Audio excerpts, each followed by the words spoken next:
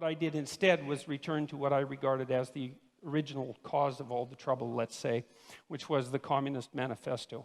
And what I attempted to do, because that's Marx, and we're here to talk about Marxism, let's say, and what I tried to do was read it. And to read something, you don't just follow the words and follow the meaning, but you take apart the sentences and you ask yourself at this level of phrase and at the level of sentence and at the level of paragraph, is this true? Are there counter-arguments that can be put forward that are credible? Is this solid thinking? And I have to tell you, and I'm not trying to be flippant here, that I have rarely read a tract. Now, I read it when I was 18. It was a long time ago, right? That's 40 years ago. But I've rarely read a tract that made as many errors per sentence, conceptual errors per sentence, as the Communist Manifesto. It was quite a miraculous reread.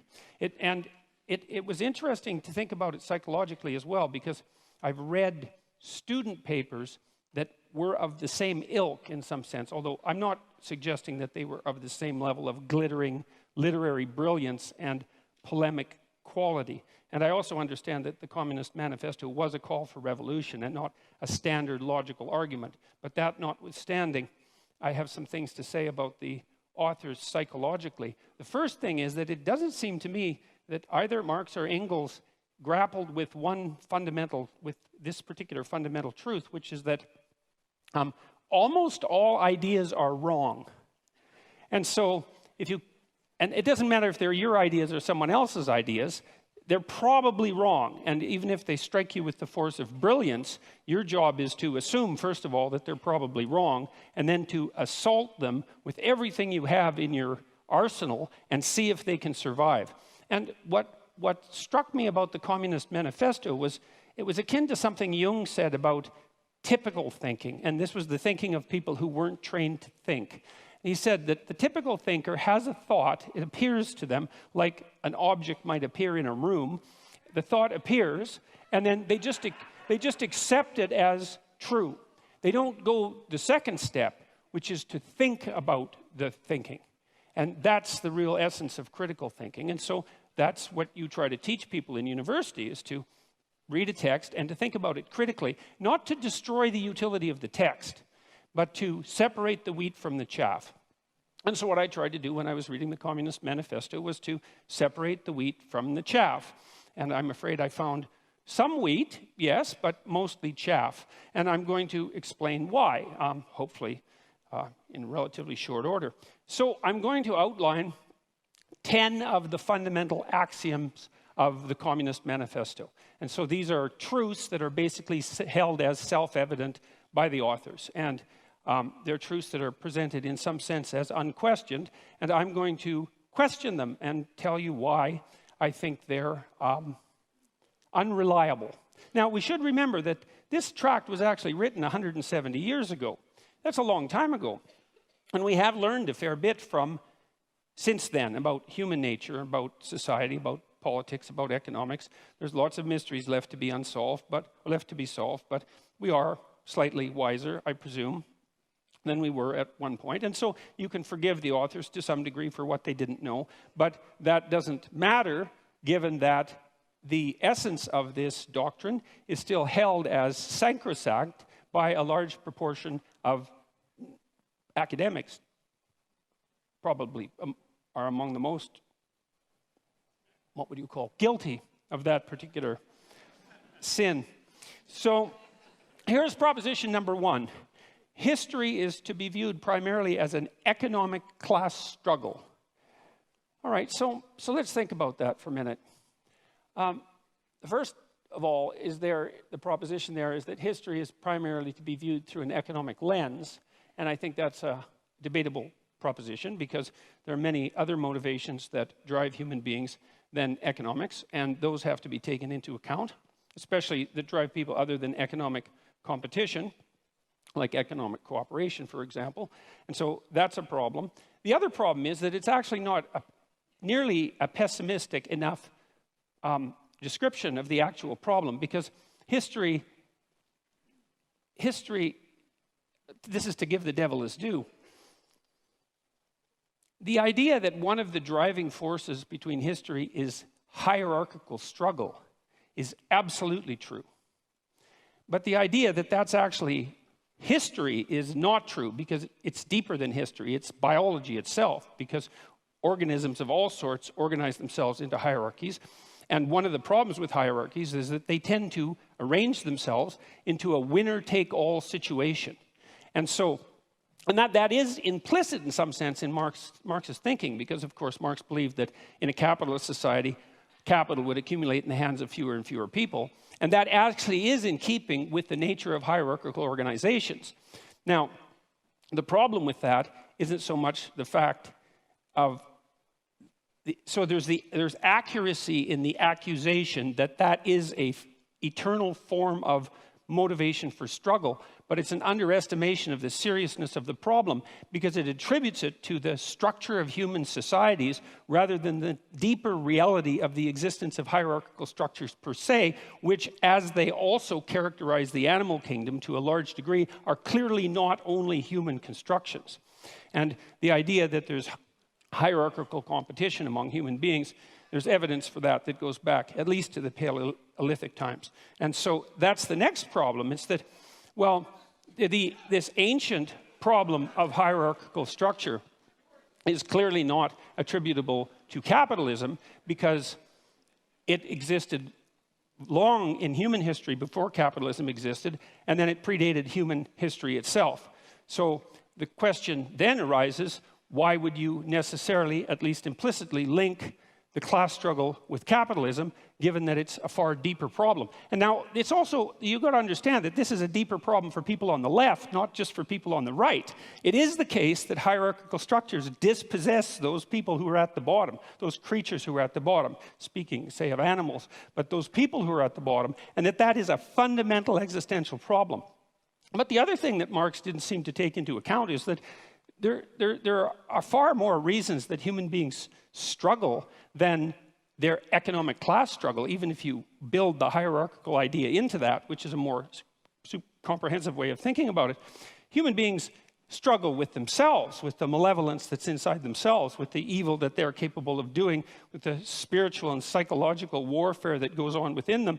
And we're also actually always at odds with nature. And this never seems to show up in Marx. And it doesn't show up in Marxism in general. It's as if nature doesn't exist. The primary conflict, as far as I'm concerned, or a primary conflict that human beings engage in, is the struggle for life in a cruel and harsh natural world. And it's as if that doesn't exist in the Marxist domain. If human beings have a problem, it's because there's a class struggle that's essentially economic. It's like, no, human beings have problems because we come into life starving and lonesome. And we have to solve that problem continually, and we make our social arrangements, at least in part, to ameliorate that, as well as to, well, upon occasion, exacerbate it. And so there's also very little understanding in the Communist Manifesto that any of the, like, say, hierarchical organizations that human beings have put together might have a positive element. And that's an absolute catastrophe, because hierarchical structures are actually necessary to solve complicated social problems. We have to organize ourselves in some manner, and you have to give the devil his due. And so it is the case that hierarchies dispossess people, and that's a big problem. That's the fundamental problem of inequality.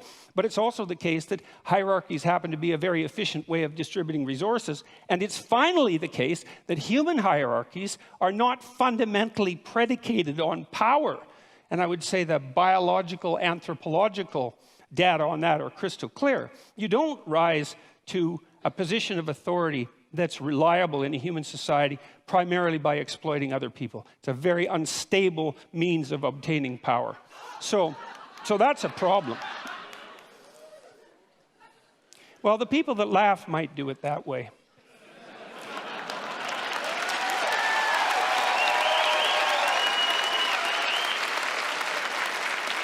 Okay, now another problem that comes up right away is that Marx also assumes that you can think about history as a binary class struggle with clear divisions between, say, the proletariat and the bourgeoisie. And that's actually a problem, because it's not so easy to make a firm division between who's exploiter and who's exploitee, let's say, because it's not obvious, like in the case of small shareholders, let's say, whether or not they happen to be part of the oppressed or part of the oppressor. This actually turned out to be a big problem in the Russian Revolution. And by big problem, I mean tremendously big problem. Because it turned out that you could fragment people into multiple identities, and that's a fairly easy thing to do. And you could usually find some axis along which they were part of the oppressor class. It might have been a consequence of their education, or it might have been a consequence of the wealth that they strived to accumulate during their life, or it might have been a consequence of the fact that they had parents or grandparents who were educated or rich, or that they were a member of the priesthood, or that they were socialists, or anyways, the listing of how it was possible for you to be bourgeois instead of proletariat grew immensely, and that was one of the reasons that the Red Terror claimed all the victims that it claimed. And so that was a huge problem. It was probably most exemplified by the demolition of the kulaks, who were basically peasant farmers, although effective ones in the Soviet Union, who had managed to raise themselves out of serfdom over a period of about 40 years and to gather some degree of material security about them. And about 1.8 million of them were exiled. About 400,000 were killed, and the net consequence of that removal of their private property because of their bourgeois status was arguably the death of 6 million Ukrainians in the famines of the 1930s. And so the binary class struggle idea, that was a bad idea. That was a very, very bad idea. It's also bad in this way, and this is a real sleight of hand that Marx pulls off, is you have a binary class division, proletariat and bourgeoisie, and you have an implicit idea that all of the good is on the side of the proletariat and all of the evil is on the side of the bourgeoisie. And that's classic group identity thinking. You know, it's one of the reasons I don't like identity politics, is because once you divide people into groups and pit them against one another, it's very easy to assume that all the evil in the world can be attributed to one group, the hypothetical oppressors, and all the good to the other. And that... Well, and that's naive. That's naive beyond comprehension, because it's absolutely foolish to make the presumption that you can identify someone's moral worth with their economic standing. So, and that actually turned out to be a real problem as well, because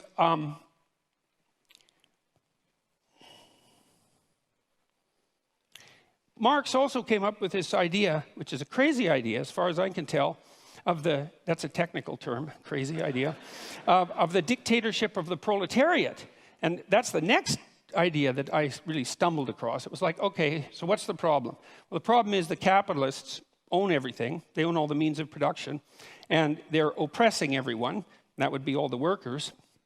And there's going to be a race to the bottom of wages for the workers as the capitalists strive to extract more and more value from the labor of the proletariat by competing with other capitalists to drive wages downward, which, by the way, didn't happen, partly because wage earners can become scarce, and that actually drives the market value upward. But the fact that you assume a priori that all the evil can be attributed to the capitalists and all the good, the bourgeoisie, and all the good could be attributed to the proletariat, meant that you could hypothesized that a dictatorship of the proletariat could come about, and that was the first stage in the communist revolution. And remember, this is a call for revolution, and not just revolution, but bloody, violent revolution, and the overthrowing of all existent social structures.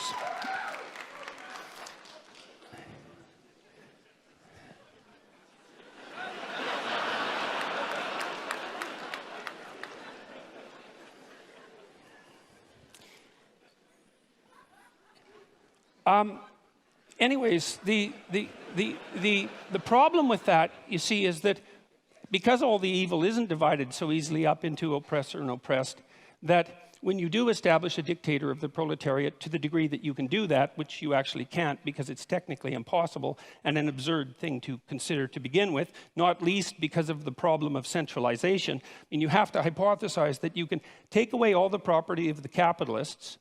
You can replace the capitalist class with a minority of proletariats, how they're going to be chosen isn't exactly clear in the Communist Manifesto, that none of the people who are from the proletariat class are going to be corrupted by that sudden access to power because they're, well, by definition, good. So then you have the good people who are running the world, and you also have them centralized so that they can make decisions that are insanely complicated to make, in fact, impossibly complicated to make. And so that's a failure conceptually on both dimensions because, first of all the proletariat aren't going to be good. And when you put people in the same position as the evil capitalists, especially if you believe that social pressure is one of the determining factors of human character, which the Marxists certainly believe, then why wouldn't you assume that the proletariat would immediately become as or more corrupt than the capitalists, which is, of course, I would say exactly what happened every time this experiment was run. And then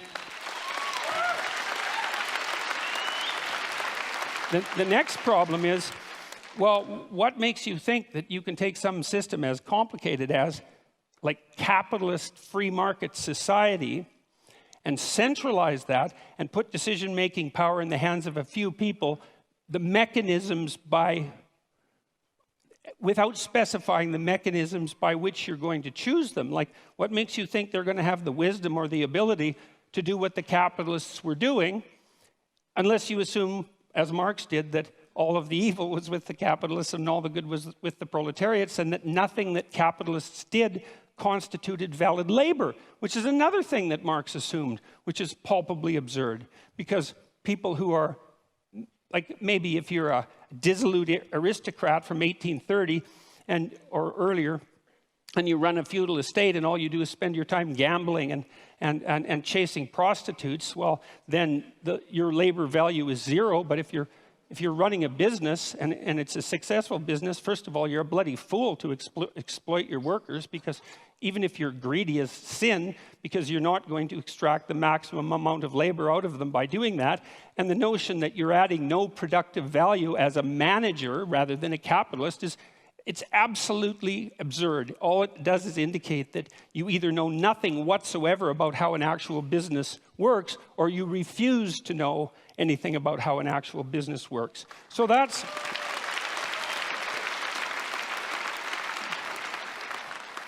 also a big problem. So then the next problem is the criticism of profit. It's like, well, what's wrong with profit exactly? What's the problem with profit? Well, the idea from the Marxist perspective was that profit was theft. But profit, well, can be theft because crooked people can run companies, and so sometimes profit is theft, but that certainly doesn't mean that it's always theft. What it means, in part at least, if the capitalist is adding value to the corporation, then there's some utility and some fairness in him or her extracting the value of their abstract labor, their thought, their abstract abilities, their ability to manage the company, and to engage in proper competition and product development and efficiency and the proper treatment of the workers and all of that. And then if they can create a profit, well, then they have a little bit of security for times that aren't so good, and that seems absolutely bloody necessary as far as I'm concerned. And then the next thing is, well, how can you grow if you don't have a profit? And if you have an enterprise that's valuable and worthwhile, and some enterprises are valuable and worthwhile, then it seems to me that a little bit of profit to help you grow seems to be the right approach. And then the other issue with profit, and you know this if you've ever run a business, is it's a really useful constraint. Like it's not enough to have a good idea. It's not enough to have a good idea and a sales and marketing plan and then to implement that and all of that. That's bloody difficult. Like, it's not easy to have a good idea. And it's not easy to come up with a good sales and marketing plan. And it's not easy to find customers and satisfy them. And so if you allow profit to constitute a limitation on what it is that you might reasonably attempt, it provides a good constraint on wasted labor. And so most of the things that I've done in my life, even psychologically, that were designed to help people's psychological health, I tried to run on a for-profit basis. And the reason for what that was, apart from the fact that I'm not averse to making a profit, partly so my enterprises can grow, but was also so that there were forms of stupidity that I couldn't engage in because I would be punished by the market enough to eradicate the enterprise. And so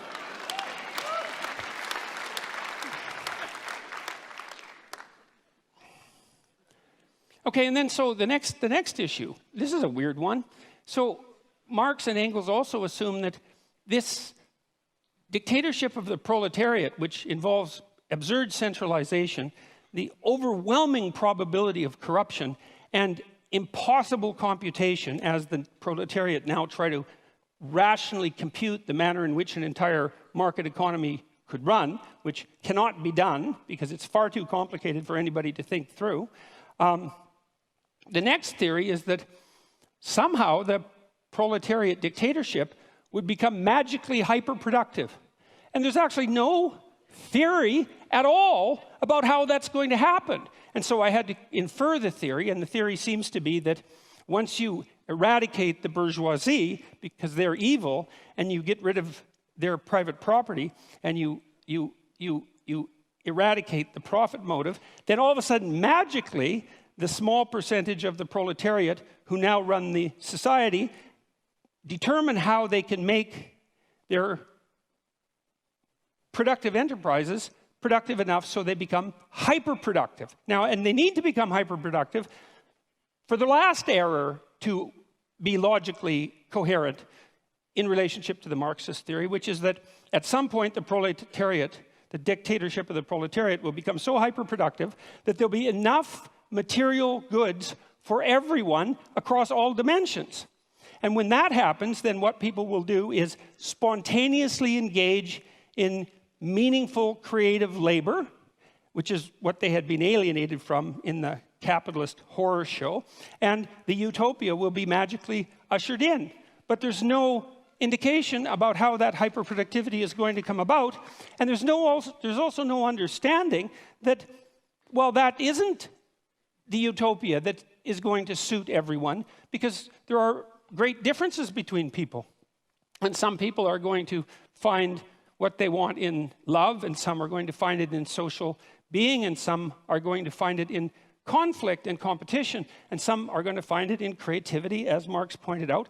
But the notion that will necessarily be the end goal for the utopian state is preposterous. And then there's the Dostoevskian observation too, which is one not to be taken lightly, which is, well, what sort of shallow conception of people do you have that makes you think that if you gave people enough bread and cake, in the Dostoevskian terms, and nothing to do with except to busy themselves with the continuity of the species, that they would all of a sudden become peaceful and heavenly? Dostoevsky's idea was that, we were built for trouble. And if we were ever handed everything we needed on a silver platter, the first thing we would do is engage in some form of creative destruction, just so something unexpected could happen, just so we could have the adventure of our lives. And I think there's something to be said for that.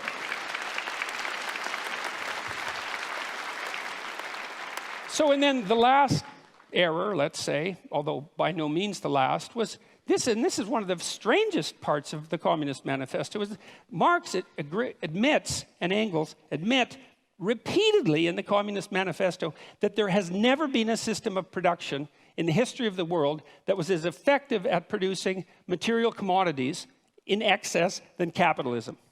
Like that's extensively documented in the Communist Manifesto. And so if your proposition is, look, we got to get as much material security for everyone as possible, as fast as we can, and capitalism already seems to be doing that at a rate that's unparalleled in human history, wouldn't the logical thing be just to let the damn system play itself out? I mean, unless you're assuming that the evil capitalists are just going to take all of the flat screen televisions and put them in one big room and not let anyone else have one. The logical assumption is that, well, you're already on a road that's supposed to produce the proper material productivity. And so, well, that's 10 reasons, as far as I can tell, that. And so what I saw in that the Communist Manifesto is like seriously flawed in virtually every way it could possibly be flawed, and also all in evidence that Marx was the kind of narcissistic thinker who could think. He was a very intelligent person, and so was Engels. But what he thought when he thought was that what he thought was correct. And he never went the second stage, which is, well, wait a second. How could all of this go terribly wrong.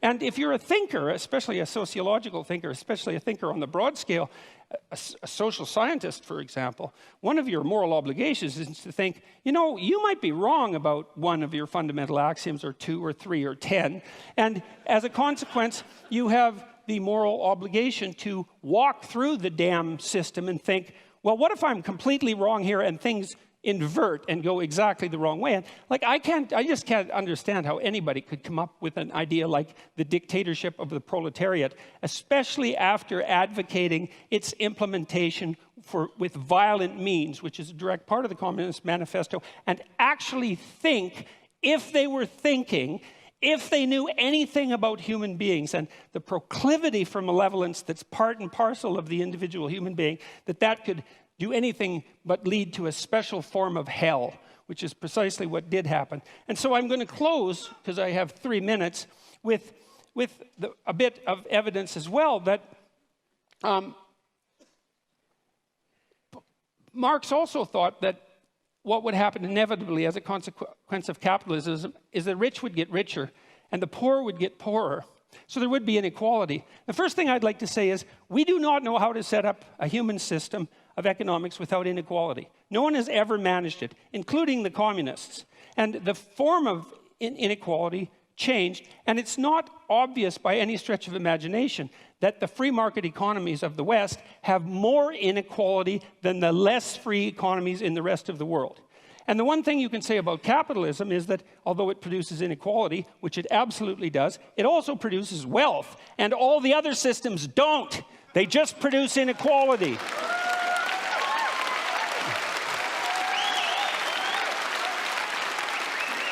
So here's a few stats. Here's a few free market stats, okay?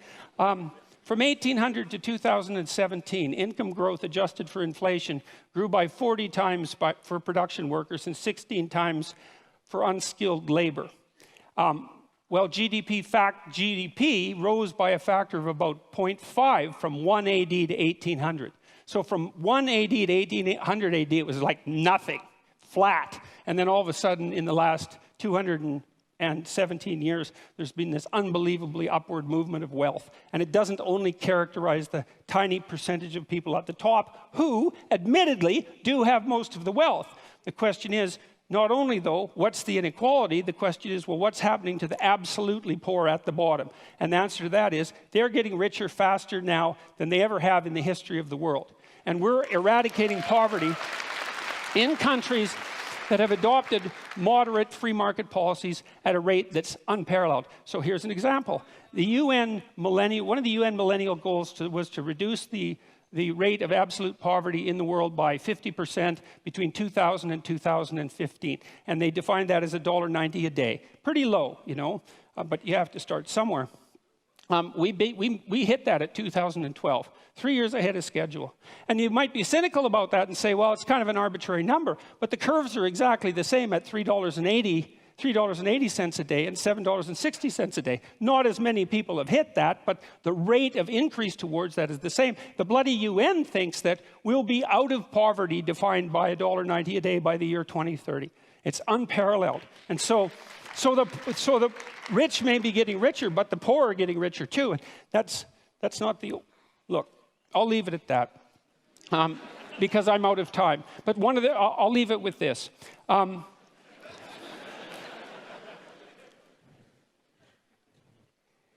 The poor are not getting poorer under capitalism. The poor are getting richer under capitalism by a large margin. And I'll leave you with one statistic, which is that now in Africa, the child mortality rate in Africa now is the same as the child mortality rate was in Europe in 1952. And so that's happened within the span of one lifetime. And so if you're for the poor, if you're actually concerned that the poorest people in the world rise above their starvation levels, then all the evidence suggests that the best way to do that is to implement something approximating a free market economy.